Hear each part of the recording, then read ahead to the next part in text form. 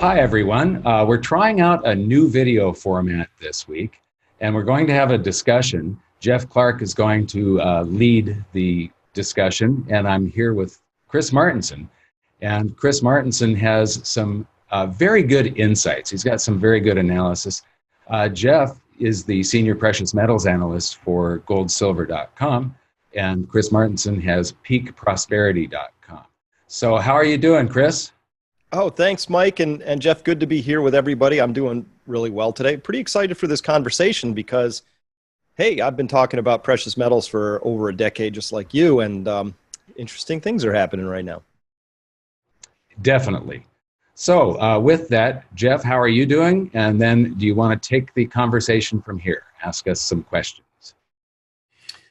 Thanks, Mike and Chris. It's great to be with both of you. This should be a treat. This will be fun. I'm doing well, and it's an exciting time to be in the gold and silver markets, is it not? So several fun topics that we're going to jump into, and I'm going to review some articles, basically, and then ask you guys to comment on them and kind of get your input. And, of course, the first big news in the industry is what silver's doing. Gold has been rising dramatically. But silver has finally started to shoot up, and it's been quite exciting. In fact, let me just read a couple stats to you real quick. Since its March 19th low, silver is now up 85%. Might be up 86% since we started this video, I don't know. But it's really been on a run. Year to date, silver's up 26% and gold is up 23%. So as of today, silver has now passed gold on a year-to-date return basis. So the first article I wanted to bring to your attention was this one that's talking about silver. It's now at this is on Yahoo Finance, and it's talking about silver futures climbing to its highest level in almost 7 years. And gold is responding as well to the stimulus measures that are going on in Europe and the continued talk of more stimulus potentially here in the United States. So they're both surging. And so what do you guys make of what's happening now in both gold and silver, but especially in silver? Mike, one of your favorite topics, so take it away. What do you think? Yeah, I became a silver investor back in 2003. I discovered gold in 2002 when the spot price was, my first purchase, the spot price was at $315. And I've been buying both metals ever since. But when I discovered silver and how undervalued it was compared to gold, I've really been a big silver buyer. And what's really interesting, I normally don't look at my holdings and the value of them and so on. But I'll tell you, the past 2 days, I've got a spreadsheet where I just type in the spot price of silver and what a 100-ounce bar is being purchased for and what silver eagles are being purchased for and gold bars and so on. I just put those prices in. And I mean, I've been waiting for this for years and getting prepared for it. And I really think that now the world is in a very precarious position. I think you will both agree with that. But I think that the big payoff is going to be in the safe haven asset. So it's going to be the place that's the safest and the place with the best return. That's if you get the physical. So yeah, I remember distinctly my first purchase of silver. My former wife and I had just sold our house, and we had what felt to me like pretty hefty gains in it. And I decided to roll it all into gold and silver. So I hadn't really calculated that all out accurately for some reason. So I was just doing dollar weightings. And I was unprepared for the fact that when my silver showed up, it showed up in an extra heavy duty truck with 2 axles. I was expecting a UPS guy. And I remember that purchase distinctly. It was $4.53 an ounce, and I was buying 100-ounce bars, and I blew out the shocks in my next car when I moved. So I found out that it was a great time to buy silver. I remember the days, Mike, you probably remember them as well, Jeff, too. I was tracking, like, if it moved a penny or two or a nickel, that was like a big day. You know, and here we are Finally, but I got to tell you, we're closing in on 20 years since I purchased that. That was 2001. So wow.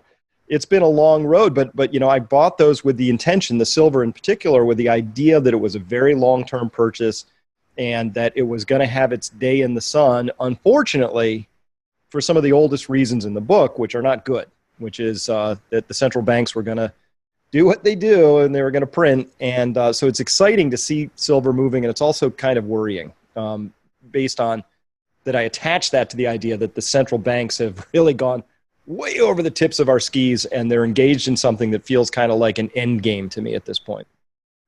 Yes, it does. I am very worried about the global monetary system. I think that, you know, there's always a bell curve of probabilities, but that bell curve that, you know, is normally shaped like this is sort of skewed over toward one side, and the tail risks of a complete freeze of the world monetary system is actually quite high. And it worries me, but you know, you can only play the hand that you're dealt, and we're doing the best that we can.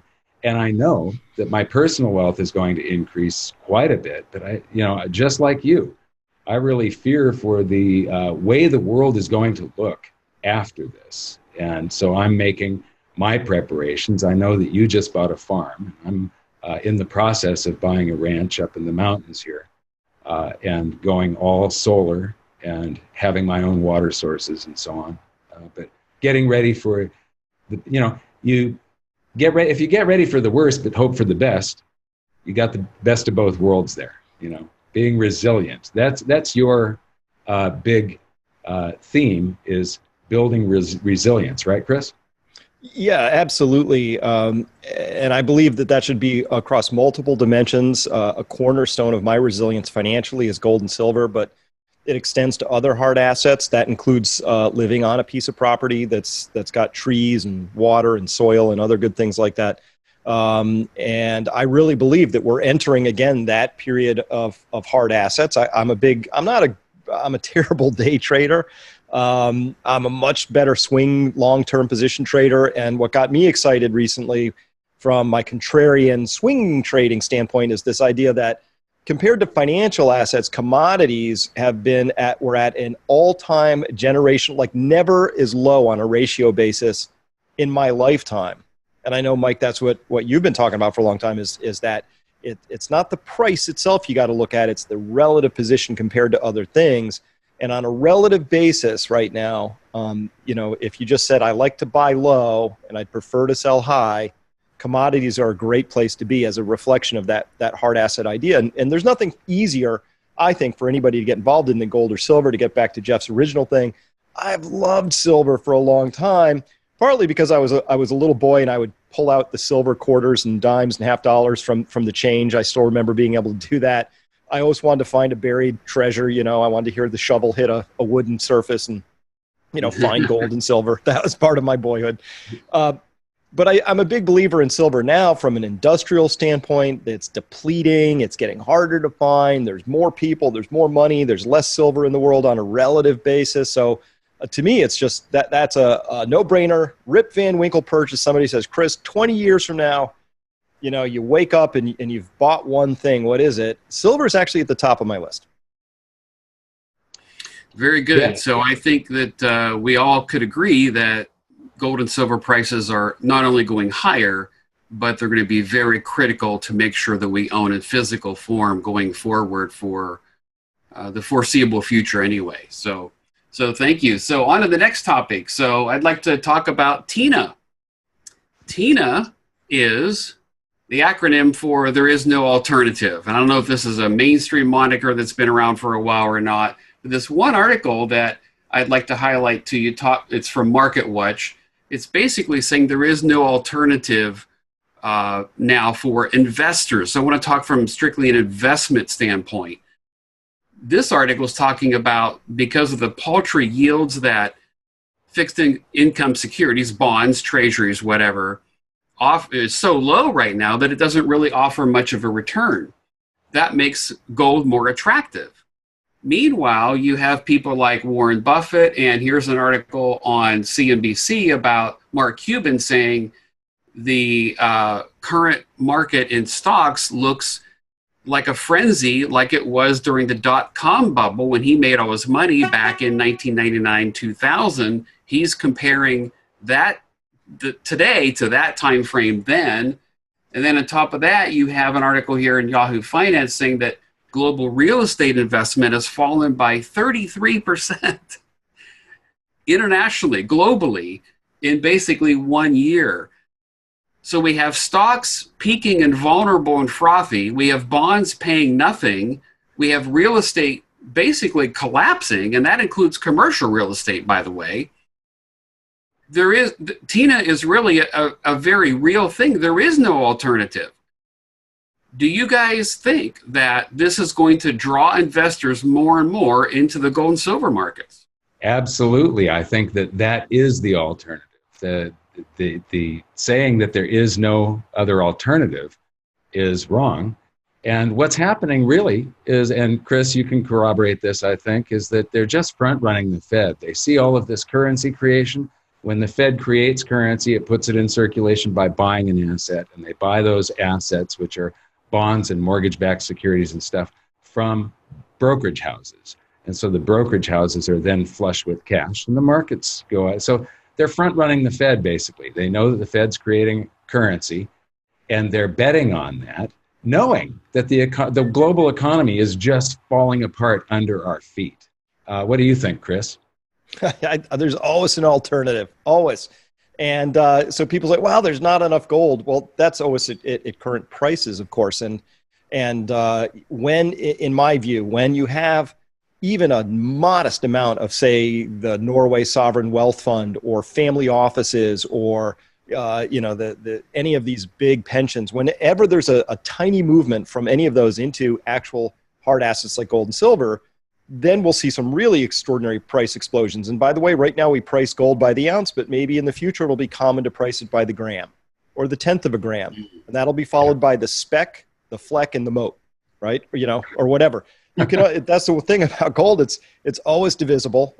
And people say, well, there's not enough. And I say, well, at current prices, but what if it's 10,000 an ounce? What if it's 100,000 an ounce? And that feels unreal to people because they're still in the dollar-centered view where they think of everything in terms of dollars and they have their reference framed around dollars or currencies, right? Whether it's yen, euro, or any of that stuff. And we're going to be flipping that view, as my view, over the long haul. And we'll be thinking about things in terms of hard assets and their relationship to each other. And people will understand finally what you've been talking about, Mike, forever, which is that it's the currencies that are floating up and down in value. They don't actually have a fixed value. And that's why they're not good as a form of money. The unit of account thing is kind of not good, and the store of value is not good. So especially that last one. So that's what I think. I think we're just in a reshuffling of how people think. And I really want people to rethink that whole word of investment, which has been co-opted by Wall Street. And what Wall Street wants you to believe is that investment means you send your money to them and then they pilfer it, when in fact an investment is something where you can tangibly understand what the value is. There's not a single ounce of gold or silver that got there in your hot little hands that didn't require an enormous amount of effort, in energy, in work, in planning, in diligence, to get it there. Whereas, the last billion the Fed created took nothing. A couple of, monkey on a keyboard could make that in a half a second. It's not real. So I think that's what we're up to, Mike, is this idea of that shift of fantasy back towards reality. Yeah, getting back to people saying that there's not enough gold, anybody that says that does not understand economics. And sometimes economists, when they're arguing for this fiat currency system, I've been pounding away for many, many years that the dollar is not money, and neither are any of the other national currencies. That's the reason we've got the foreign currency exchange, not the foreign money exchange. And in the Federal Reserve Act, it says, when they originally came out with Federal Reserve notes, they had to be backed by 40% lawful money. And that being either treasury notes that were redeemable in gold or the gold itself. I see this, I've been warning about the end of the current monetary system coming closer and closer. Back in 2009, I started developing a presentation on it, the death of the global dollar standard. And I just see it coming at us like a freight train. I don't know what date it's going to smash into us, but this is something, we've enjoyed this extraordinary privilege of being able to basically tax the entire rest of the world, because a majority of the dollars that exist outside the United States. So when we create more of them, the inflation doesn't respect any borders, and it actually transfers wealth from the rest of the world toward us. And we've been able to live this extraordinary lifestyle of being able to run these big trade deficits and buy real stuff and then pay for it with fun tickets that we just print. So yeah, for everybody out there listening, start calling the US dollar, the yen, the euro, the British pound. These are currencies, not money. Gold and silver are the only thing that has been proven to store value over the centuries. So anyway, what's the next topic, Jeff? What do you got? Or you got any comments on that? Yes. Good. The next topic is, we'll switch gears a little bit here, and that is the nomination of Judy Shelton. This has made a lot of news recently, especially in the gold community, because as a lot of people know, she's a gold advocate, a gold standard advocate. She was approved. This article here on Marketplace says the Senate Banking Committee just voted to approve Donald Trump's nomination of Judy Shelton. She barely won. All of the Democrats voted against her, but she was approved. So what do you guys think this means for the governing board for the Federal Reserve going forward? Is a gold standard really likely because she's on the board now? Well, we could hope. I mean, she really hasn't backed off that position. Not surprised that there are people in D.C. who would vote against her, because here's the essence of a gold standard, marketing aside. I know everybody's heard terrible things about it without actually any of that really being qualified. A gold standard's terrible for Washington, D.C., because to have one means that you can only spend money that you have. And that's like a really terrifying concept for everybody in Washington, D.C., all of their MMT advocates and all of that other stuff. So Judy actually is very, very upfront about this. She understands the process. She understands economics. She says that what a gold standard does for you is it provides that sort of restraint that you need, because otherwise politics just never seems to understand restraint. And so she's a believer in this idea that a little external restraint actually is a good thing. And I believe it is. Maybe not for the people currently in power, maybe not for the people alive for the next 10 minutes, but it's the best thing for the long-term health of the country. If you care about children, grandchildren, people as yet unborn, a gold standard actually can make a lot of sense. And if people want to have that debate, I'm all for it, because Judy's up in the public. Whether I think she's going to get confirmed, but whether she is or not, I think we need to have that conversation. Is it legitimate for one generation to steal from the next? And Jefferson had great quotes about that. This is an age-old sort of a discussion to have, and we haven't had it in my adult lifetime. Mike, what do you think? Because you've said before you don't like gold standards. So why don't you clarify that and tell us what you think about Judy Shelton? Yeah, I'm on the record as saying gold standards suck, but gold is great. And a gold standard is just a way of cheating gold. But the extraordinary thing here is that the world is at a precarious point where we could see the disintegration of the monetary system and a loss of faith in fiat national currencies. And so going back to gold, there's a certain amount of gold, and there's all of these $100,000 gold notes that are on the Fed's balance sheet. And so it depends on what the reserve ratio would be. That's what I don't like about gold standards, is they're not going to make it fully backed. We're not going to be, if they try to do a gold-backed currency, but it would give faith in the currency again. If there's a loss of faith, you go back to gold, and it gives a soundness and a solidity, and there would still be a US dollar, and the financial system would still work.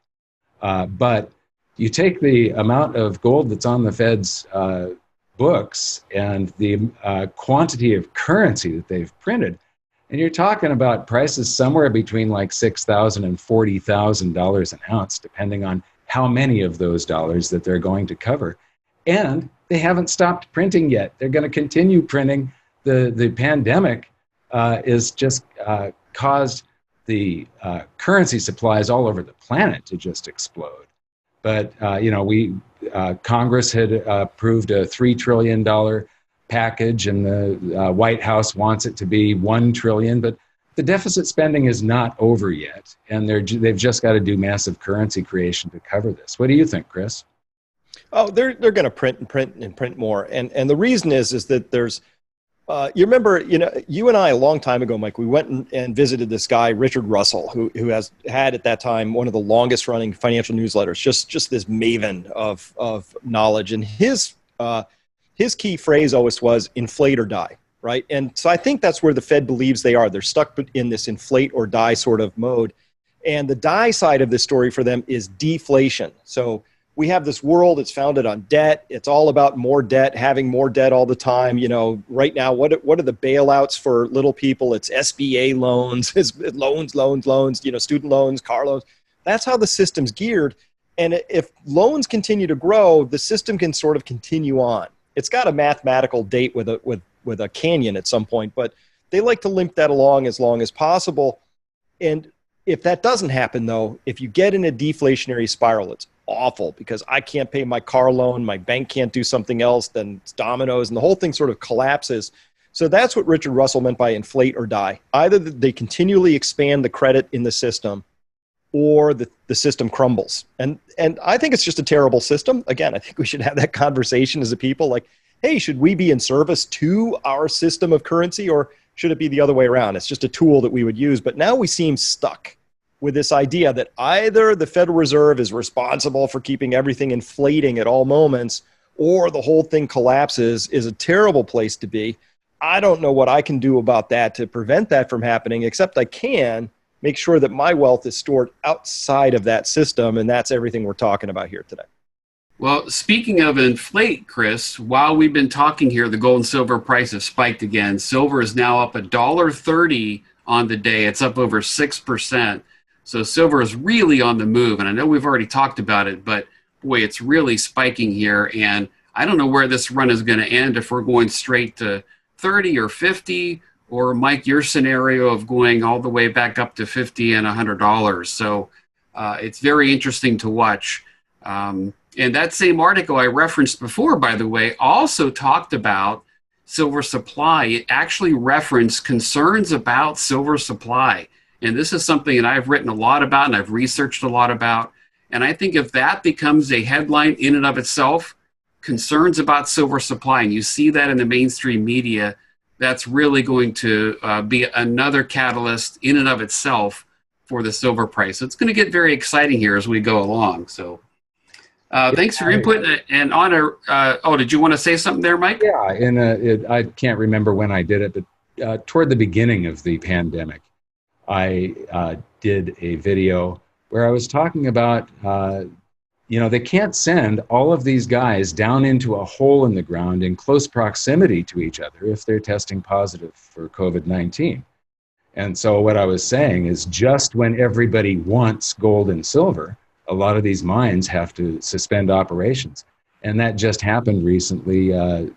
Pan American, I believe it was, just closed. They suspended operations in 2 mines in Peru because some of their workers tested positive. So the silver supply is going away. And right now, with prices on the move, I mean, over the past 3 days, I mean, it was just last week that silver went over 19, and here we are at 22.70, right? Something like that? Yes. As we're talking here, yeah, it's, the bid price for spot silver is $22.62 just as we talk. So when it broke through 19, it's shot up here pretty fast. So yeah. And, if Chris, if you put a whole bunch, you sold your house and put that into silver, you're probably watching the same thing happen yourself, where your wealth is changing by the minute. I think we're just at the beginning of this whole thing. and it's just getting started. Of course, it's volatile. Things go up, things go down. But let me just publicly engage in my little Schadenfreude for all the silver shorts out there, all you big managed money, sophisticated players who decided shorting silver was the fun way to go. For all those times you did your bear raids at 1:30 in the morning on the thin little markets, I'm really hoping you're feeling this. Very good, Chris. I'm sure they are right now because the spike has been tremendous. So, I mean, you have earlier we were talking about real estate potentially rolling over, silver price going up, and historically at the peak of the market in 1980, it only took 3 mint boxes of silver to buy the average priced home in the U.S.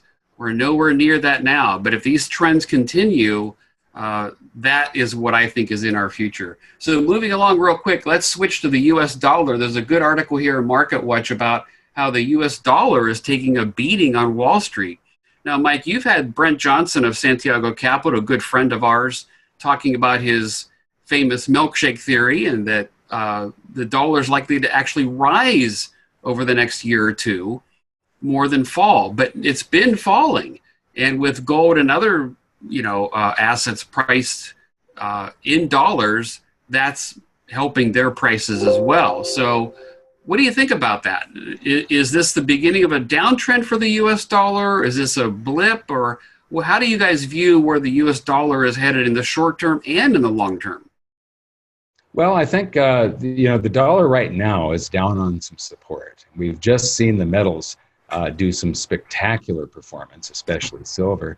And I was hoping for a pullback. I've got a sizable position. I'm okay with gold and silver not pulling back, but I actually received some cash recently, and I would really like to be able to put that into silver. I would love to see a pullback. But with the dollar on the support, it's pretty much at the March lows right now. And I do think that Brent Johnson has something there. The dollar milkshake theory, there's so much debt in the world that has to be repaid with the US dollar. And there should be a demand for them. But the thing is, even if the dollar is going up, it's going up against the other currencies. And if all currencies are falling and the dollar is falling a little bit slower than the other currencies, that means gold can be rising even though the dollar is rising against other currencies, because all currencies are basically falling against gold and silver. And that's what's been happening the past couple of days here. So what's your opinion, Chris? Well, I agree with all that. I don't spend a lot of time looking at currencies relative to each other. So when you say the dollar's falling, that's only really against other currencies is how that's measured. I love the analogy that all currencies are just skydivers. And for temporarily, it looks like without their parachutes open. And these skydivers, the US dollar is falling a little faster than the other ones right now. And that's how we measure it. But I do think there might be something to this shift in the dollar now. And so part of the story is the United States has been a massive exporting nation for decades, and we've been exporting dollars. They're all over the world, trillions of them. And they're hanging out in mattresses in Peru. They're hanging out in central bank vaults in Switzerland. They're everywhere, right? So the thing that I think is happening, and I'm going to bring it back to COVID for a second, the United States seems to be the only major industrialized country that can't figure out how to manage COVID. It looks bad optically from outside the country. People are like, what are you guys up to? Are you really the world's #1 leader in what? So I think the United States has taken a ding, sort of politically, economically, all sorts of ways. And that may be weighing on the dollar at this point in time, which means we could get to the more exciting part of this story, which is when one of those skydivers gets really far apart from the others, that's when the rest of them pull the ripcords and we see what happens at that point. So now I'm actually, there was a couple of years I wasn't tracking it that closely, but now I am. And what do I track? I track the rate of 10-year interest rate. I'm looking for spikes in that, coupled with a falling dollar will tell me that somebody big is out there busy undoing those carry trades, selling their treasuries, taking the dollars, selling those too. That's why you would see the rising interest rate and the falling dollar at the same time. I've got that on the corner of my screen. I'm checking it at least once a week. Okay. Very good. Okay, here's yet another topic I think we should be discussing, and that is the geopolitical concerns and conflicts that just seem to be continue to escalate. I mean, a month ago, we had an escalation in geopolitical conflict with China, and yet here it's escalated even more. This particular article from CNBC says the State Department orders China to close its consulate in Houston, and this was breaking news just this morning, I believe, and China is vowing retaliation. So this geopolitical conflict with China just does not seem to be letting up. What do you guys make of this, and where do you think this is headed, and what could it mean for gold? Mike?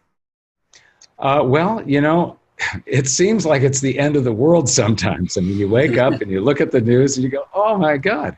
But this is, we've been getting closer and closer to a collapse in world trade, which is really, I mean, they've been playing this dangerous game.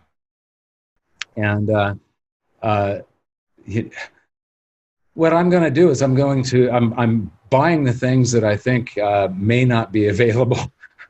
But I do think that there's going to be supply chain interruptions, and the global trade. I'm very, very concerned about this.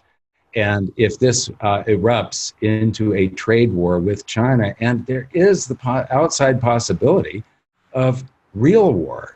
Chris, you've read The Fourth Turning, so give us your perspective on what's going on with China and Trump and global trade and everything else. It's a tale of two worlds. First, Jeff, we all read the articles, and the closing of a consulate is actually a really big deal. But remember, Obama did that to the Russians. They shut down the San Francisco consulate. There was another property in Maryland that we seized from them. That seems to be sort of a tit for tat thing that you read about, it happens, but what's actually happening behind the scenes, that's the other part of the story. We don't know any of that stuff. I can tell you that it's been, both of my eyebrows are now lifted off of my eyes when I'm reading about how China is busy telling the United States Navy to get out of the South China Sea. We're busy sailing all over that. We've got 2 aircraft carrier groups there right now. Australia just joined and sent some ships. So we've got the West making a show of dominance against China there. And as well, there's a lot of lingering mystery and intrigue around where did this coronavirus actually come from? Who's actually responsible? There's a lot going on, and China, I think, is feeling a little beleaguered right now. And so the chance of that erupting into something where China decides to pick, there's lots of ways you can wage war. The Fourth Turning talks about these 4 different epical turnings that happen across generations, roughly 20 years a generation, so 80 years. We're in that 4th turning, as it's called. That's the crisis turning. And very often through history, that 4th turning has had war as a part of it. And, war is the failure of diplomacy. So we're seeing diplomacy break down. We're seeing a lot of bad blood between the United States and China. It's being waged. The war is already on. It's not a kinetic war. We're not shooting bullets right now. But you could see it with the pulling of the Huawei contracts for their 5G technology all over the world, particularly in the UK, but also Europe and the United States. We're seeing it in, China's not buying things that they said they were going to buy, even though they need the food grains from our farmers, on and on and on. So we're seeing sort of the trade war. We're seeing an escalation of it in other ways. And I've been a believer for a long time that way before you get to a hot war, you've got all these other things that would pop up first. But this is the kind of signpost, to your point, Mike, that it's just awful to wake up every day. And it's like 2020 is just shaping up to be like the worst year ever. Hopefully not the worst decade ever. But it's just coming down to, like, it's happening so quickly that it's getting really hard to stay on top of it. And that just really leads me back to your earlier comment, Mike, which is if you really think you need something, buy 2 of them. It's kind of how I'm interpreting it right now, because I can't feel confident anymore that the systems, the trade routes, the supply chains, even the financial system itself is going to remain viable. And, I'm not saying it's likely that any of those things are going to break down, but the chance is non-zero. And because it's non-zero, and because the consequence of that would be so catastrophic, this is insurance buying time, right? So buying insurance is like having 2 tractors instead of 1. It's having 2 of everything. if you can. So that's what I've been advising on the resilience side, is for everybody to become their own like logistics supply chain. Listen, if you're going to wear the pants anyway over the course of the next year or two, why not buy them now if you can? Under the theory that no harm, no foul. You're going to use them anyway. If you could store them, then do that. I hadn't thought about buying 2 tractors. I guess I'm going to have to do that. I've never heard that war is a failure of diplomacy. That is a great saying. So yeah, not mine, but it's really rung true when I heard it. Yeah. Well, let's hope that's not what happens. I think we're positioned financially correctly if it does, but I don't think that's what we all want, of course. So, Chris, could you give us, as we wrap this video up, could you give us just a quick update on COVID, where you see things right now? And I was asked by a neighbor the other day, am I still going to be wearing a mask a year from now? So could you give us just a brief update of where you see things right now with the epidemic, or pandemic, excuse me? Yeah, so it's very confusing, of course. So on the one hand, we can see that country after country after country with all sorts of different responses have had the same sort of a curve, where they have a real uptick in cases, and then the cases seem to go away. And that's true in Sweden, but it's also true in Pakistan. It's true in France. It's true in Italy. It's true in Germany. It's true also all over the place. So I think that's the native state. We're going to learn someday that we get immunity by other means. We've been investigating this on my YouTube channel. There's the B cell immunity, where you get antibodies, but there's also these T cell immunity. And anyway, it's complex. We're learning more and more. My view is it's going to go away, get back to manageable levels on its own at some point. That's the hope. The problem with it is it's a coronavirus, and our bodies don't make lasting protection against coronaviruses based on the common cold. There's 4 different common cold coronaviruses. We get each of them about every year. So if this is like that, we have to begin managing it as if we could get this over and over again. And for the people who've gotten it, they've either described it, even if they're a mild case, as either like the worst flu they've ever had in their life, or something 3 times as bad as that, right? So it's clearly something we wish wasn't part of our landscape. It's part of the landscape. I'm only going to give you about a 50-50 chance that we're going to have a vaccine in the next year. I know there's a lot of excitement. You got the Moderna vaccine. You've got the Pfizer Abbott vaccine. You've got all these other ones in the Oxford one. But we're really rushing them. And vaccines are actually very, very complicated. And they have interactions and things you have to, there's a reason we do a lot of testing, usually a decade before these things come out. So I think that we're going to see some vaccines come out. My prediction is we're going to see that, oops, they weren't quite what we thought they were, or something like that. So my guess is that it's going to be about a year before we really have our hands around this. And even if, Jeff, we had a vaccine that came out today and it was really good, behaviors have changed enough that I don't think we're going to see people going back to the same packed experiences on planes, on cruise lines in Vegas that we saw before.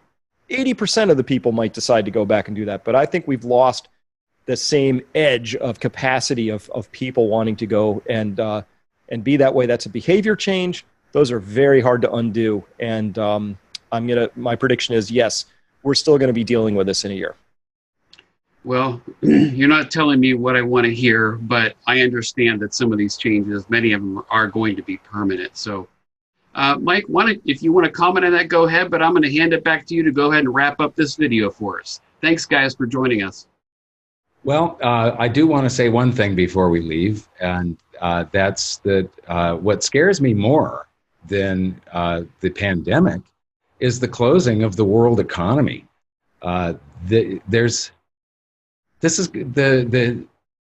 were already in these massive bubbles, and if you measure things like the value of the stock market compared to the size of the economy, it was way, way, way overvalued to begin with.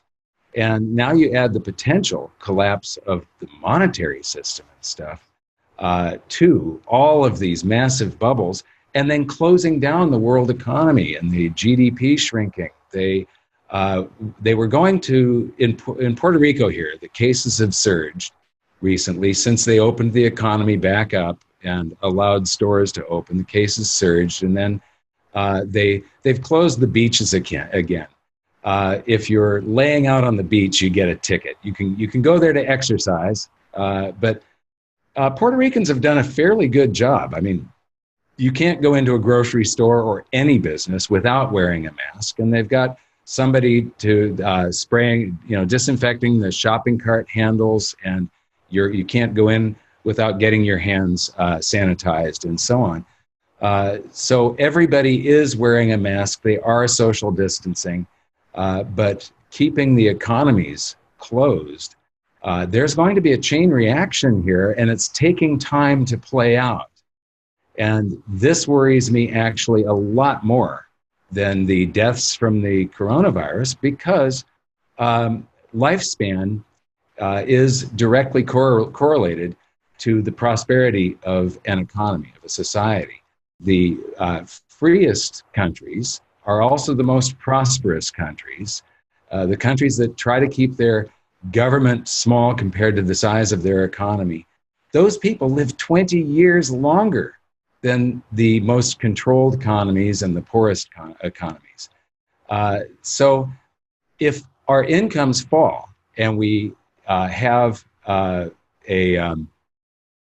if our incomes fall and we have less access to good, healthy food and quality health care because we can't afford it, then we die sooner.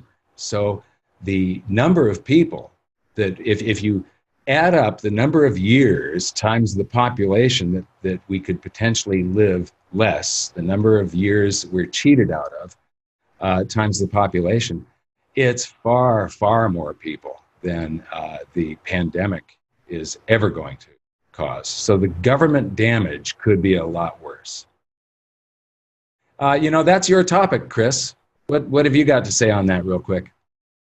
Well, I've been talking about needing to have a balance across the COVID response and the economic shutdown and all of that, but it didn't have to be this way. There are countries that have managed to not shut things down and to get their arms around COVID. We're doing neither in the United States. We're both having the worst of the experience of COVID, and we've got a shut down economy. It's just mishandled spectacularly. So yeah, I agree that this could have and should have been handled better. And because we've handled it so badly, we're going to suffer some pretty serious economic declines. But I got to be honest, Mike, that was coming anyway. It was because we had too much debt.